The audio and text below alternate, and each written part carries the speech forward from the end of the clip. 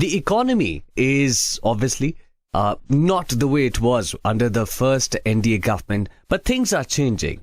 Now, let me talk about one specific state out here. It's Rajasthan. Under the Vasundhara Raje government, there have been reforms which are coming out. The reform of the old labor law, which was colonial, agrarian, and stagnating the growth story. Now, what are these reforms? What will happen? Why are there protests about it? To talk about it, we have official spokesperson of BJP Rajasthan, Jyoti Kiran, with us. Ma'am, welcome to the program. Thank you, Danish.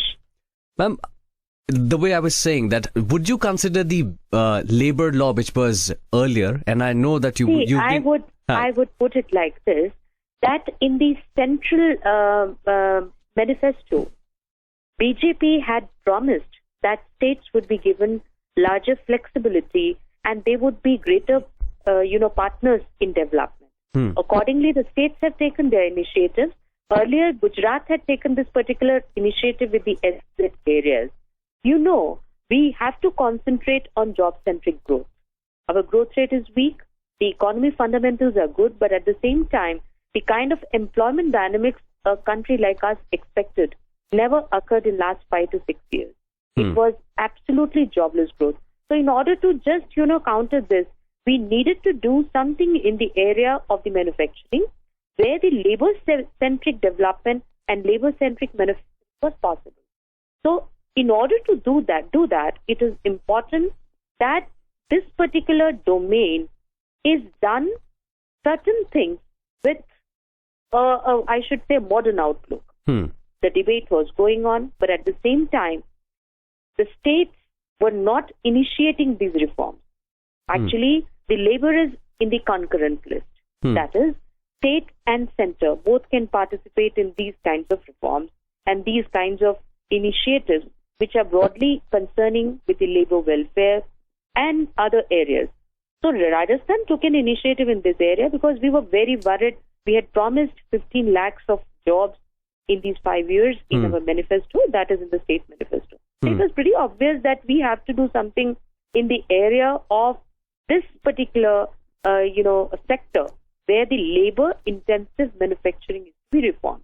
A precondition was that we have a dialogue in the area of labor reform. Talks were going on for quite some time, but at the same time, skeptics were also saying that whether we'll be able to produce this kind of an employment dynamics or not. Our visionary Chief Minister took an initiative, and I think the first lot of labor reforms, which is just very first in the other leg of reforms that are expected to come soon, we did a path-breaking initiative. We took a path-breaking initiative. I would call it a paradigm shift.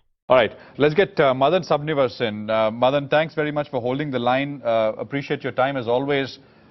So the cabinet yesterday has approved some changes and amendments to labor laws.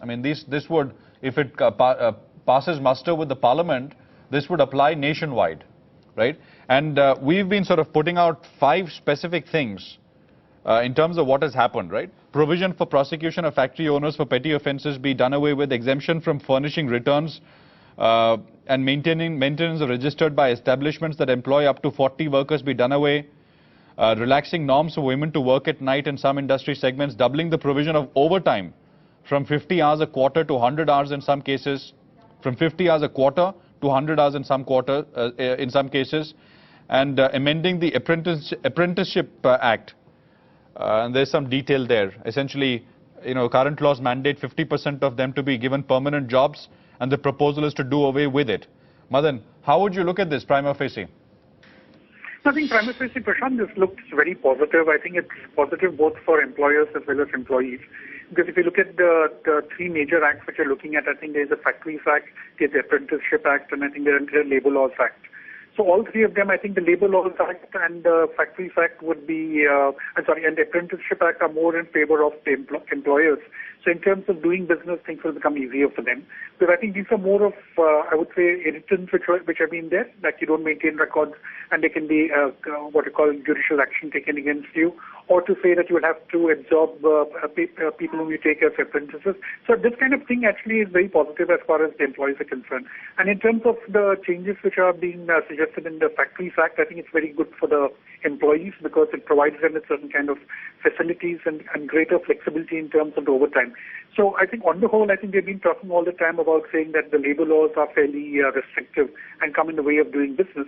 Now, in case these changes do take place, I think it will be very good for the system. I'm quite sure if you talk to industry, they would probably like the labor laws the number of employees right now, they brought it up to 40. Whether that number is the right number or not, one doesn't really quite know what would be the right number. But definitely the fact that you have said that, they would probably pitch for something like, say, 100 or saying that if the establishment has up to 100 employees, then you should not be having these compulsory, mandatory filing of various returns. But I think that, of course, can be taken up at a later point of time. But for the time being, I think all these three measures would definitely be good for both the employers and employees. I spoke with Mr. M.S. Unnikrishnan at Thermax earlier, Madan, and he said that, well, these are important, good start, but these are peripheral issues. The real issues are, rules governing how people can represent themselves, formation of unions, negotiations. Rules about that, Madan. Would you agree? Those are the real contentious issues. If you're in the manufacturing sector and you're running an enterprise, yes, these would definitely be issues. But we should remember that there are actually two sides to the story. There's one, the point of view of the employees, the other one of the employer. So I think the way we're going about it, hopefully this is just the first in a series of labor law changes that could take place. So definitely what Mr. Unnikrishnan says does make a lot of sense. But I think the government will have to take it in stages. I think that's what we could probably look forward to. Expect this to face opposition in the parliament, these things, because these changes will have to be taken through the parliament. I don't think these changes would be really debated because I think these are fairly straightforward and wouldn't really come in the way of anybody's ethics. But I think if we're going to the next stage about saying that how do we really control the unions, then I think that becomes definitely a more ticklish issue. What about trade unions, etc.? You think, they will object? Not to these things. If you look at the trade unions in terms of what they're looking at, what the Factories Act says, that they're giving more facilities to employees, they're allowing women to work, and provided they are also provided transportation and better home facilities for people in their factories. I think these are things which will be taken positively by the trade unions. But the Apprenticeship Act, where you're saying about the absorption of apprentices, 50% not being, that could possibly be something which could have objection from the trade unions.